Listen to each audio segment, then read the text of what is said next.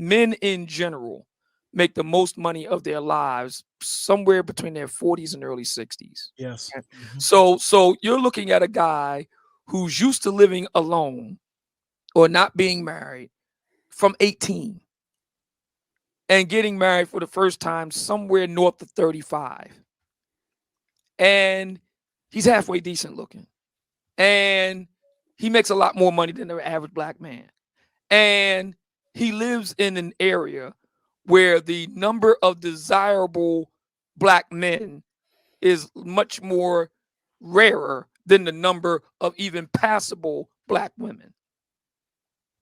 Yeah, it's going to be his way or the highway. Yeah, but hold on one second. Stay there for a second because this is important. The his way or the highway piece. You talked about a man who, like you said, was alone or not in serious relationship up until his Well, he late. wasn't married. Wasn't married up until his late. And Brandon, you and I had this conversation. You've been married for 10 years. I've been married for 10 years. We both talked about growing and developing a set of skill sets, having been married for that period of time.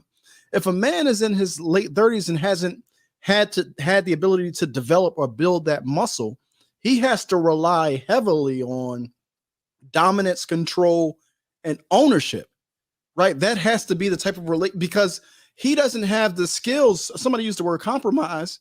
He won't have those skills to negotiate. He'll have to lean heavily on punishment to get his way because he hasn't really matured in that area. So this is the conversation that I'm trying to tease out, which is why I'm saying, okay, high value man, that's one concept, but a high value relationship that's rooted in harmony and not in harm, it takes a set of skill sets that a lot of us, both men and women, do not have.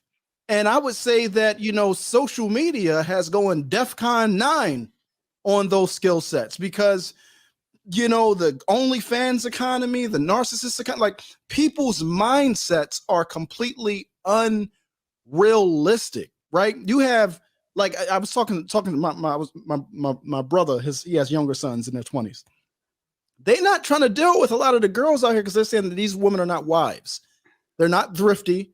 They want to Uber everywhere, right? If you want to date them, well, send me $200 to get this, and that before I even go on the date. So, like, how can you, if you want to marry in your early 20s and build with somebody, how can you build with somebody who's just a complete liability? They don't want to build together. They don't want to go and grow through anything together. They just want you when you're already complete, which is why those relationships tend to be transactional. Ownership, control, dominance. And it's like, okay, I'm cool with it. I take my end of the bargain as long as you paying like you weigh, I'll have it. But is that an actual high value relationship? That's what I'm trying to get us to tease out. Yeah. Brandon, I wanted you to answer the question. I don't think it is. And I think we're headed in that direction where things are transactional. And we look at Gen Z and the alphas, that's where they're at. They're very transactional in their relationships. Their long-term relationships are like barely 3 months. So it's a different type of dynamic with them. But for us, I'm in my mid-30s. I have I'm fortunate enough to have the internet experience and the non-internet experience when it comes to dating. So my perspective on what I need or what I needed to get married was a little different than where a lot of the young people are today in their early 20s.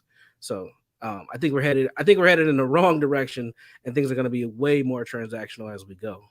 All right, Sister Hanifa, I have a question for you, and I agree with that. The prostitute culture is taking over. Like, every man is a potential trick. Like, that's what it looked like. Everything is like, because women are like. I saw a TikTok the other day, and it was like, this what it's like dating in 2022. It's like the girl would say, "What's your favorite color?"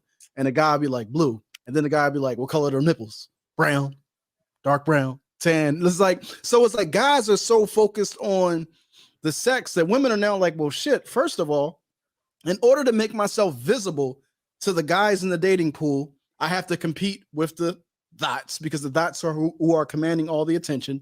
So now I have to do more and be a little bit more loose. But not only that, women are like, these relationships are not long, and dudes are really just trying to get what they want without giving anything in return. So women are now asking up front, like, listen, if you want my time, it costs money. So things are purely transactional. Like we've been pooping in the dating pool, so now it doesn't require skill.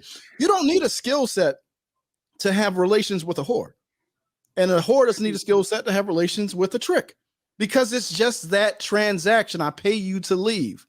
But to have a marriage, a high value relationship, a way of relating that is healthy and harmonious, it takes a skill set that many of us do not have. And that's the conversation I'm trying to have, because I want us to then identify what are those skills and how do we go about acquiring them if we're not in relationship.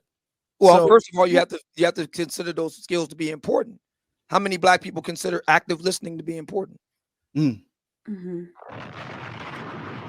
How many Black women consider active listening? Let's be real.